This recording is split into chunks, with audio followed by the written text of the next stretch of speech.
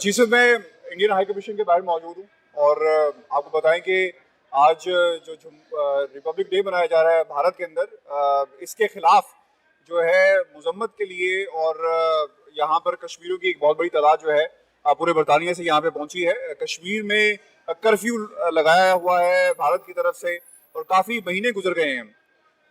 काफ़ी गम गुस्सा पाया जाता है कश्मीरियों के अंदर और यहाँ पर सिर्फ कश्मीरी नहीं आए बल्कि इसके अलावा सिख कम्युनिटी की भी एक बहुत बड़ी तादाद यहाँ पे पहुँची है।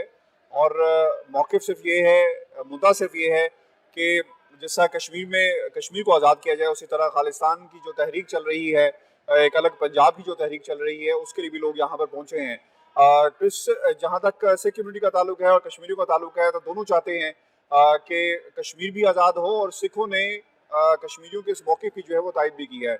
मैं अगर आपको दिखा सकूँ, यहाँ पर घेराव एक तरह से किया गया है। हमने मुतादिद बार इंडियन हाई कमीशन को जो है मैदान जंग बनते हुए देखा है और आज भी एक मैदान जंग की जो है वो एक आपको कैफियत यहाँ पे नजर आएगी। लेकिन इसको रोकने के लिए जो है पुलिस को यहाँ पे आज बुलाया गया है ताकि किसी भी किस्म का खुशगवार वाक़या जो है वो ना हो सके। लेकिन जो कुछ कश्मीर में हो रहा है उसको पूरी दुनिया के सामने रखना बहुत ज़रूरी है। आज इसीलिए कश्मीरियों की एक बड़ी तादाद जो बरतानिया में बसती है वो यहाँ पे पहुँची है, क्योंकि उनके नज़दीक ये मामला जो है जहाँ तक इसको हल करने का ताल्लुक है तो ये सिर्फ पाकिस्तान की जिम्मेदारी नहीं, भारत की जिम्मेदारी, बल्कि पूरी दुनिया की जिम्मेदारी है और ख़ुसूसन बरतानिया की जिम्मेदारी है कि जब वो बरसगीर से गए तो उन्हें चाहिए था कि कश्मीर का जो फैसला है वो ज़रूर किया जाता, लेकिन ऐसा नहीं हुआ।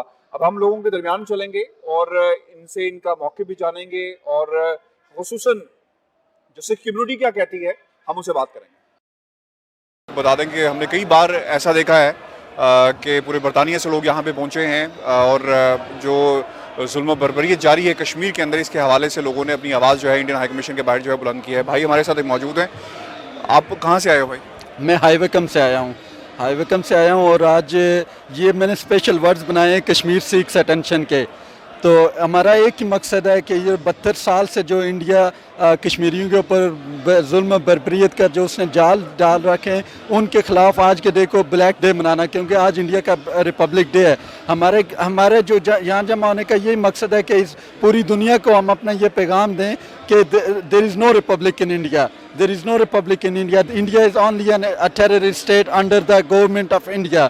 इंडिया जो है वो सिर्फ और सिर्फ कत्लो गारत कर रहा है और कुछ भी नहीं है उसमें। और इंडिया में जो है न सिर्फ कश्मीर में अपने अंदर मुसलमानों को कत्लो गारत कर रहा है और इसी के हवाले से हम आज ब्लैक डे मना रहे हैं। अच्छा, मैं आपसे बात अभी करूँगा। लेक्चर बहुत शुक्रिया आपका, यूर हेयर। क्या मैसेज देंगे जो लोग आपको सुन रहे हैं? आज का दिन ख़ुसूसन जो रिपब्लिक डे मनाया जा रहा है उसको मैं देख रहा हूँ कि पूरे बरतानिया से लोग यहाँ पे आए हैं और इंडियन हाई कमीशन का घेराव किया है। आप देख रहे हैं यहाँ पर हज़ारों की तादाद में वी ऑल इन सॉलिडारिटी, हम we standing shoulder to shoulder with our brothers and sisters in Kashmir. वहाँ पर जो जुल्म हो रहा, वहाँ पर जो टॉर्चर हो रहा, रेप हो रहा, पिछले नीली 6 मंथ्स का लॉकडाउन हो रहा, वहाँ पर ना हेल्थ की फैसिलिटीज़ है, ना मेडिकल की फैसिलिटीज़ है, ना वो बाहर निकल सकते हैं, ह्यूमन राइट्स की वायलेशन हो रही है। That needs to be stopped as soon as possible. Ashok साहब हमारे साथ मौजूद हैं, बहुत शुक्रिया सर जी। मैं देख रहा हूँ कि पूरे बरतानिया से लोग आए हैं, पैगाम क्या है? जी पैगाम यही है जी, आज हम यहाँ पे इकट्ठे हुए हैं सॉलिडारिटी शो करने के लिए। जो मकबूजा कश्मीर में जुल्म हो रहा है, 165 डेज़ हो गए कर्फ्यू को, और मैं समझता हूँ जो ये यूनाइटेड नेशन है ये उसकी रिस्पॉन्सिबिलिटी है कि उन्होंने वादा किया था जो मकबूजा कश्मीर के लोग हैं कि उनको राइट सेल्फ डिटरमिनेशन मिलेगा और अब तक नहीं मिला है। और मैं समझता हूँ कि ये this is their responsibility to sort this mess out. और दूसरी बात कि जो यूके में बरतानिया हम लोगों ने 1947 में ये मैस क्रिएट किया था, और मैं समझता हूँ कि बरतानिया का काम भी है कि इसमें इंटरवीन करें।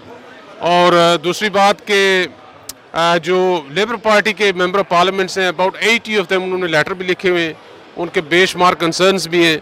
और मैं समझता हूँ जो टोरी वाले हैं, बोरिस जॉनसन है, मैं समझता हूँ कि उनको इसकी डिबेट जो है उसको कॉमन में लानी। कुछ होगा? हम यहाँ पे आके हाई कमीशन पर एहतजाज करते हैं, कुछ होगा इससे?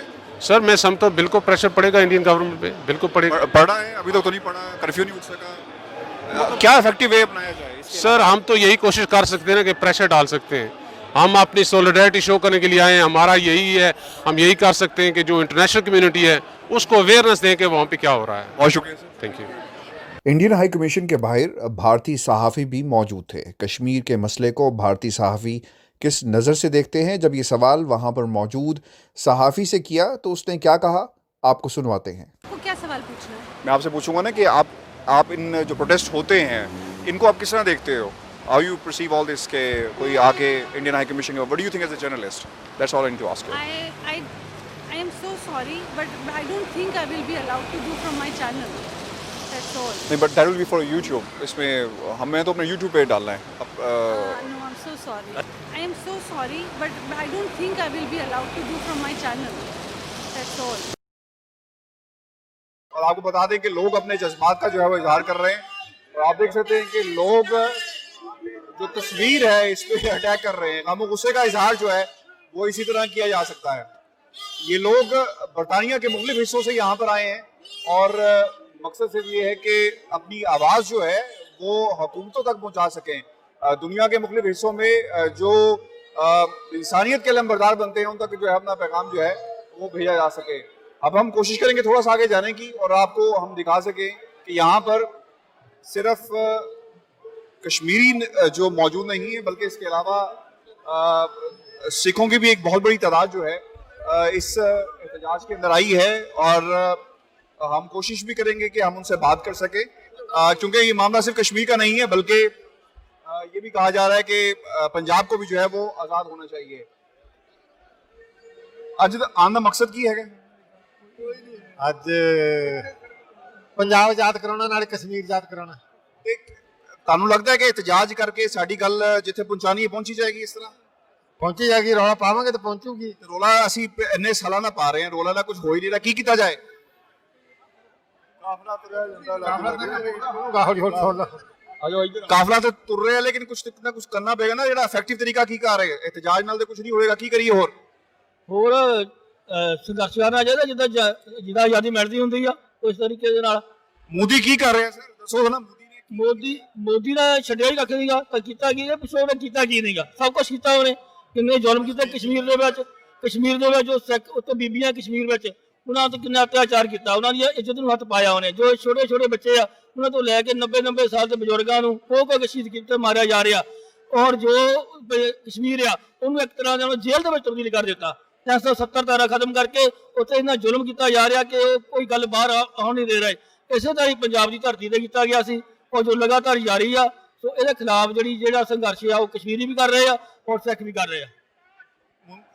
ਅਗਰ ਦੋਨਾਂ ਨੂੰ ਕਸ਼ਮੀਰ ਨੂੰ ਪੰਜਾਬ ਨੂੰ ਵੇਖੀਏ ਤੇ ਮੁਵਾਸਤ ਕੀ ਹੈਗੀ? ਦੋਨੋਂ ਇੱਕ ਹੀ ਕੰਮ ਹੋਇਆ ਹੈ, ਮੋਦੀ ਕਰਵਾ ਰਹੇ।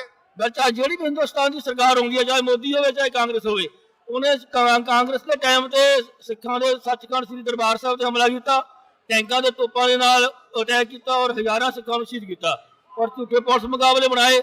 ਉਦੋਂ ਕਾਂਗਰਸੀ ਸਰਕਾਰ ਸੀ ਤੇ ਜੋ ਹੁਣ ਕਸ਼ਮੀਰ ਵਿੱਚ ਹੋਇਆ ਮੋਦੀ ਦੀ ਸਰਕਾਰ ਆ। ਪਰ ਜਿਹੜੀ ਸੋਚ ਆ ਨਾ ਇਹਨਾਂ ਦੇ ਪਿੱਛੇ, ਚਾਹੇ ਕਾਂਗਰਸ ਆ ਚਾਹੇ ਭਾਜਪਾ ਆ, ਉਹ ਸੋਚ ਇੱਕ ਆ। ਪਾਕਿਸਤਾਨ ਤੋਂ ਕੀ ਤੋਕੋ ਰੱਖਦੇ ਹੋ? क्या करना चाहिए पाकिस्तान को? ਪਾਕਿਸਤਾਨ ਨੂੰ ਨਾਲ ਖੜਨਾ ਚਾਹੀਦਾ ਸ਼ਰੇਆਮ, ਜਿਹਦੇ ਸਿੱਖਾਂ ਦੇ ਨਾਲ ਖੜਾ ਹੋਵੇ, ਕਸ਼ਮੀਰੀਆਂ ਨਾਲ ਖੜਾ ਹੋਵੇ ਤੇ ਕਿਉਂਕਿ ਜ਼ੁਲਮ ਦੇ ਖਿਲਾਫ ਖੜੇ ਹੋਣਾ ਪਾਕਿਸਤਾਨ ਦਾ ਹੱਕ ਫਰਜ਼ ਨਹੀਂ, ਹਰੇਕ ਕੰਟਰੀ ਦਾ ਫਰਜ਼ ਆ ਕਿ ਸਿੱਖਾਂ ਦੀ ਮਦਦ ਕਰੇ ਔਰ ਕਸ਼ਮੀਰਾਂ ਦੀ ਮਦਦ ਕਰੇ ਔਰ ਜਿਹੜੇ ਵੀ ਆਜ਼ਾਦੀ ਪਸੰਦ ਆ ਕੋਈ ਵੀ ਲੋਕ ਉਹਨਾਂ ਦਾ ਸਾਥ ਦੇਵੇ। ਉਹਨਾਂ ਦਾ ਜੋ ਕੁਝ ਪਾਕਿਸਤਾਨ ਨੇ ਕੀਤਾ, ਖੁਸ਼ ਹੋ ਪਾਕਿਸਤਾਨ ਦੇ ਇਕਦਾਮਾਂ ਜਿਹੜੇ ਹੋਏ ਨੇ ਅਜੇ ਤੱਕ? ਉਹ ਤਾਂ ਬਹੁਤ ਵਧੀਆ ਪਾਕਿਸਤਾਨ ਨੇ ਜਿਹੜਾ ਕੰਮ ਕੀਤਾ ਸਿੱਖਾਂ ਦੇ ਨਾਲ ਖੜੇ ਵੀ ਹੋਏ ਆ, ਉਹ ਵਧੀਆ ਕੰਮ ਕੀਤਾ। ਸਿੱਖਾਂ ਨੇ ਵੀ ਉਧਰ ਪੂਰਾ ਯੋਗਦਾਨ ਪਾਇਆ, ਇਹ ਇਦਾਂ ਦੀ ਗੱਲ ਨਹੀਂ। ਤੇ ਜਿਹੜਾ ਮੋਦੀ ਕਰ ਰਿਹਾ ਉਹ ਹੁਣ ਸਾਡੇ ਉਧਰ ਇੰਡੀਆ 'ਚ ਵੀ ਜੋ ਹੋ ਰਿਹਾ, ਜੋ ਕਸ਼ਮੀਰ 'ਚ ਹੋ ਰਿਹਾ, 7 ਸਾਲ ਤੋਂ ਲੈ ਕੇ 70 ਸਾਲ ਤੱਕ ਜਨਾਨੀ ਨਹੀਂ ਛੱਡੀ ਜਿਨ੍ਹਾਂ ਬਲਾਤਕਾਰ ਨਹੀਂ ਕੀਤਾ ਕਸ਼ਮੀਰ 'ਚ। ਤੇ ਇਹ ਹਾਲ ਪਹਿਲਾਂ ਪੰਜਾਬ 'ਚ ਕੀਤਾ ਸੀ। ਇਹਦੀ ਹਕੂਮਤ ਹੋਣ ਜਾਣਾ ਚਾਹੀਦਾ। ਹਕੂਮਤ ਇਹਨੂੰ ਤਾਂ ਆਪਣੇ ਆਪ ਛੱਡ ਕੇ ਜਾਣਾ ਚਾਹੀਦਾ ਵੀ ਮੇਰੇ ਖਿਲਾਫ ਇੰਨਾ ਬੋਲਦੇ ਆ ਤੇ मैं आप लोगों की गुफ्तगू सुन रहे हैं और यहाँ पे लोग मौजूद भी हैं और इस हवाले से बात भी कर रहे हैं। की कहोगे जी जी सरकार है भारत दी कुछ कर रही है कश्मीर जिस तरह से आप आगे थे एहतजाज करते कुछ होएगा इस तरह? देखो एहतजाज करना ये भी तुहाडा एक राइट है, उन्होंने एक्सरसाइज करना पैंदा है दुनिया नूं दस्सण वास्ते कि असीं पीसफुल लोग हाँ, बिल्कुल पीसफुल तरीके दे नाल आज़ादी की गल करते हैं ਕਸ਼ਮੀਰ ਦੀ, ਪੰਜਾਬ ਦੀ ਜਾਂ ਹੋਰ ਘੱਟ ਗਿਣਤੀਆਂ ਦੀ ਜਿਹੜੀ ਆਜ਼ਾਦੀ ਆ, every single person have a right to self determination. ਇਹ ਇੰਟਰਨੈਸ਼ਨਲ ਲਾਅ ਆ। ਇਸ ਲਾਅ ਨੂੰ ਆਪਾਂ ਨੂੰ ਐਕਸਰਸਾਈਜ਼ ਕਰਨਾ ਪਊਗਾ ਦੁਨੀਆ ਦੇ ਵਿੱਚ, ਇਹ ਮੁਜ਼ਾਹਰੇ ਕਰਕੇ, ਇਹ ਰੋਸ ਦੁਨੀਆ ਨੂੰ ਦੱਸ ਕੇ ਕਿ ਅਸੀਂ ਆਜ਼ਾਦੀ ਚਾਹੁੰਦੇ ਹਾਂ। ਸਾਡੀਆਂ ਜਨਰੇਸ਼ਨਸ ਦੇ ਨਾਲ, ਸਾਡੀਆਂ ਕੁੜੀਆਂ, ਧੀਆਂ, ਭੈਣਾਂ, ਬੱਚਿਆਂ ਦੇ ਨਾਲ ਹਿੰਦੁਸਤਾਨ ਨੇ ਜੋ ਦਹਿਸ਼ਤਗਰਦੀ ਕੀਤੀ ਆ, ਇਸ ਹਕੂਮਤ ਨੇ, ਉਹ ਜਦੋਂ ਤੱਕ ਆਪਾਂ ਦੁਨੀਆ 'ਚ ਨਹੀਂ ਇਹ ਮੁਜ਼ਾਹਰੇ ਕਰਾਂਗੇ, ਉਹ ਦੁਨੀਆ ਨੂੰ ਕਿੱਦਾਂ ਦੱਸਾਂਗੇ। ਸੋ ਇਹ ਇੱਕ ਮੁਜ਼ਾਹਰਾ ਜਿਹੜਾ ਆ, ਇਹ ਇੱਕ ਸਾਈਨ ਆ ਕਿ ਅਸੀਂ ਲੋਕ ਹਿੰਦੁਸਤਾਨ ਦੀ ਦਹਿਸ਼ਤਗਰਦੀ ਦਾ ਸ਼ਿਕਾਰ ਆ। ਸੋ ਅਸੀਂ ਹਿੰਦੁਸਤਾਨ ਤੋਂ ਆਜ਼ਾਦੀ ਚਾਹੁੰਦੇ ਹਾਂ। कश्मीर च जो कुछ हो रहा है ਉਹਦੇ ਬਾਰੇ ਕੀ ਕਹੋਗੇ? ਪਾਕਿस्तान जो कुछ रिएक्शन ਦੇ ਤੌਰ ਤੇ ਕਰ ਰਿਹਾ ਹੈ, ਕਾਫੀ ਹੈ ਜਾਂ ਇਸੇ ਜ਼ਿਆਦਾ ਆगे कुछ करना चाहिए? ਨਹੀਂ, ਮੇਰੇ ਖਿਆਲ ਦੇ ਵਿੱਚ Pakistan is not doing enough. ਉਹਨਾਂ ਨੂੰ ਬਹੁਤ ਜ਼ਿਆਦਾ ਹੋਰ ਕੰਮ ਕਰਨ ਦੀ ਲੋੜ ਆ, ਕਿਉਂਕਿ ਕਸ਼ਮੀਰ ਦੇ ਵਿੱਚ ਪਲੈਬਸਾਈਟ ਦਾ ਰਾਈਟ ਹੈਗਾ ਆ। ਪਲੈਬਸਾਈਟ ਜਿਹੜਾ ਆ, ਰੈਫਰੈਂਡਮ ਜਿਹੜਾ ਆ, ਤੇ ਆਰਟੀਕਲ 370 ਖਤਮ ਹੋ ਗਿਆ ਸਰ, ਹੁਣ ਤੇ ਉੱਥੇ ਨਹੀਂ, ਉਹ ਤਾਂ ਦੇਖੋ, ਉਹ ਤਾਂ ਹੁਣ ਖਤਮ ਹੋਇਆ ਨਾ। ਪਰ ਪਾਕਿਸਤਾਨ ਜਿਹੜੀ ਸਪੋਰਟ ਕਰ ਰਿਹਾ ਆ ਕਸ਼ਮੀਰ ਦੀ ਆਜ਼ਾਦੀ ਦੀ, ਉਹ 2-4 ਮਹੀਨੇ ਜਾਂ 6 ਮਹੀਨੇ ਪਹਿਲਾਂ ਤਾਂ ਨਹੀਂ ਕਰਨ ਲੱਗਾ। ਤੋ ਸਾਲ ਹੋ ਇੱਕ ਦੇਸ਼, ਹਾਂਜੀ, ਕਈ ਸਾਲ ਹੋ ਗਏ, 72 ਸਾਲ 70 ਸਾਲ ਹੋ ਗਏ, ਉੱਥੇ ਲੜਾਈ ਚੱਲ ਰਹੀ ਹੈ ਕਸ਼ਮੀਰ ਦੇ ਵਿੱਚ। ਤੇ ਅਸੀਂ ਉਸ ਖਿੱਤੇ ਨੂੰ ਆਜ਼ਾਦ ਕਰਾਉਣ ਦੇ ਵਾਸਤੇ ਕਾਨੂੰਨੀ ਜਿਹੜੀ ਹੈ ਐਕਸਰਸਾइज ਕੀ ਕੀਤੀ ਹੈ, ਉਹ ਜ਼ਰੂਰੀ ਹੈ।